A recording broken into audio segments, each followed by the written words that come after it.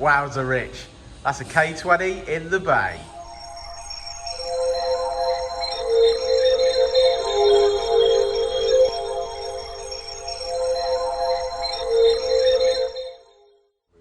Okay, so we're back on with some more projects, and Richard, this is looking fantastic. It's been 3 days work so far though, and I've not started this video yet. Yeah, that's true. But yeah, it's just been one of the, again, I think we talked about we were going to try and cover this in some level of detail, but with staffing holidays and one thing or another, it's been yeah, it's a bit of struggle. It's been a bit of a struggle. We're just down to, Jensen was off to Silverstone last week, and then he's come back in, and he's only in for 3 days, and then he's gone again like Friday, and he's off all next week. He's actually really enjoyed helping with this, hasn't he, Jensen? Yeah, so we sort of booked this in the 3 days that Jensen was back, so we've really had to like get our heads down and get on with it. So this is an EJ... This is an EJ9. EJ9. Yeah, obviously Kswap for a Kswap. So what engines are these originally? 1.4. Oh, 1.4. So this is going to make a big difference. So this That's a difference. K20 from an EP3. Now the customer purchased the EP3 and we ran it on the dyno, didn't we? We did run it to make sure that it was all right, and it seemed to be. It was all good. So we did that. He then took the engine out and brought us the engine over. Obviously dropped the car off. We've sort of then basically obviously installed the engine, done all the wiring, done everything else. We're sort of at closing stages. But the only thing we've got left to do, or I've got left to do now, because like I say, Jensen's not back in until a week on Monday, is I've got to fit the radiator, get some coolant in it, finish doing the wiring at the ECU side, and reconnect the steering column at the moment. That's pretty much where I am. And then obviously map. It looks phenomenal in but there. we're close. We really broke the back on it in 3 days. We got a lot done in 3 days, to be fair.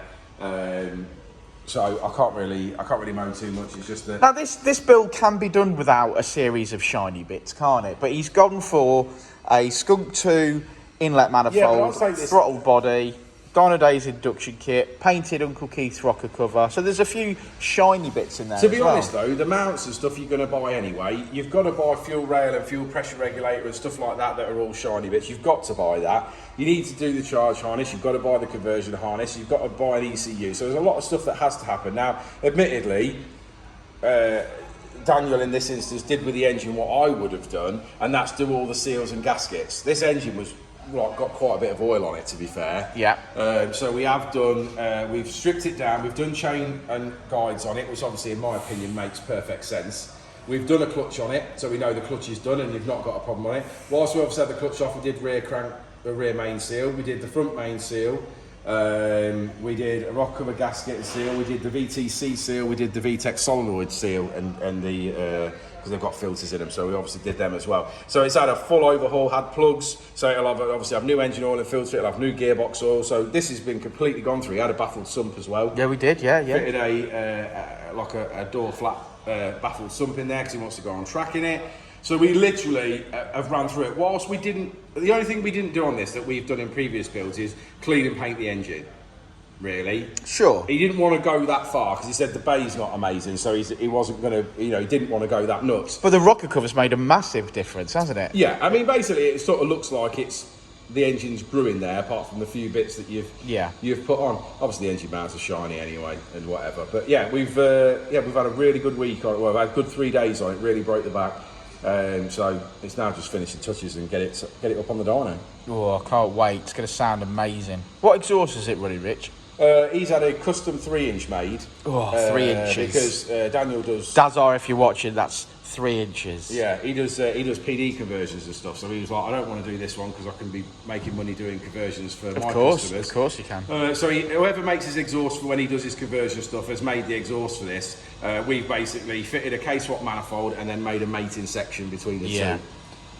Beautiful. Okay, well, we shall reconvene when it's up on the dyno, I think. Yeah, I think that's the plan. Rightio. Okay, conversion is completed. Looks absolutely beautiful. Our Richard is fueling her up. And it's time for the dyno. Hit it! Well, ignoring this defect, where you wheelie bin? Where you wheelie bin, Rich? Where you wheelie bin, though? Yeah, it's up on the dyno. Sounds beautiful.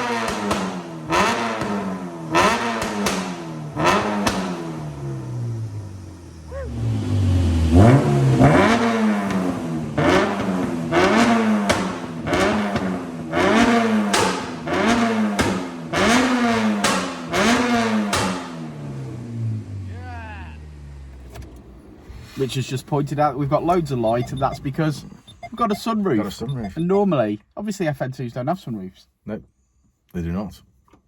Do any of them have a sunroof?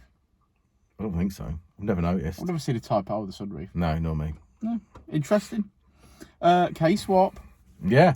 Kswap EK. So yeah, I mean, God, if you know a Kswap EK, you know what it is. It's quite a fair bit of work, obviously. Which, you know, it's not the worst of all the Kswaps, but it's probably one of the harder ones. Like EGs is generally easy. The MBs are easy.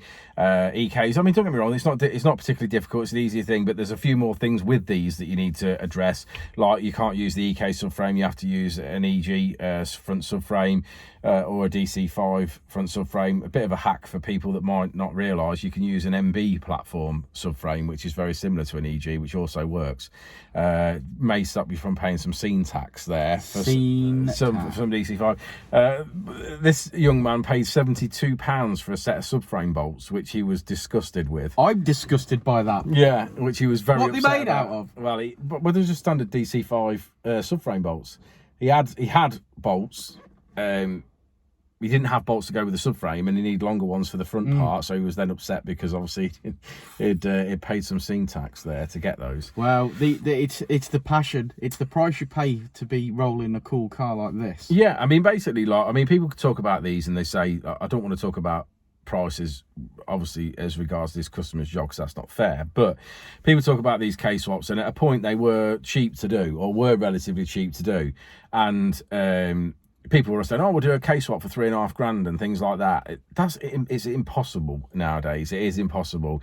Now, admittedly, like, you can just take an engine out of a Type R and you can just throw it in there, a mess, do no servicing on it, don't bother putting a clutch in it, don't bother doing the chain on it, don't bother doing anything. But I think everybody that realises is that's not the way to do things. And when these people are saying they'll do it for £3,500, they're also not talking about any fabrications. They're not talking about making an induction kit. They're not talking about making an exhaust. They're not talking about mapping it. So those are This can all be done in-house here. That's what I'm saying. These are all extra costs and extra charges to that £3,500. So what I'm saying is, when you tell someone, oh, it's going to cost you X amount of money to come in and do it, they go, oh, I've been quoted £3,500. Well, you haven't, though, because there's still a map on top of that. There's still a custom exhaust. There's still a custom intake. There's still loads of other things that you've not been told about right now, and that's not servicing it. Like with this particular vehicle, we've done both crank seals. We've had the sump off. We've resealed that. We've put a baffled sump in it. We have done chain and guides on it. We've done spark plugs on it. Oil and filter. We've done obviously oil and filter. Quality oil. We've done coolant. We've obviously done gearbox oil. Now, obviously that's because obviously you've taken all that out. It's had an induction kit made. It has had a full 3-inch custom exhaust. 3-inch Dazar. Yeah, we've obviously fitted a Kswap manifold. We've fitted the Kswap subframe. You know, there's a lot of parts that go with this. We've obviously used a Kswap full-length radiator. We've modified the bottom mounts and made that fit. Thank you, Johnny. There is a lot of fabrication, really, and a lot of stuff going on. And like I said, when you look at these prices, people are giving you a price to put it in the bay. What they're not doing is talking about all the other things that go around it. And obviously, I suppose, to prepare, that works to a point because it gets you through the door. But yeah, end prices are nowhere near that. Not when they're done in.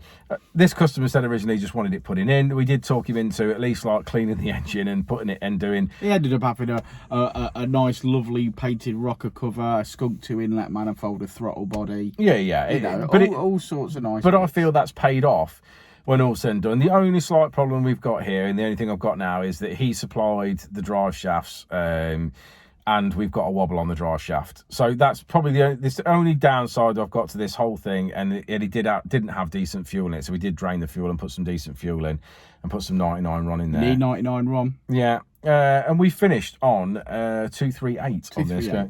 So I'm really happy with that. I mean, like I say, we always say with these sort of level of mods, you're looking around 240, and we've made almost that.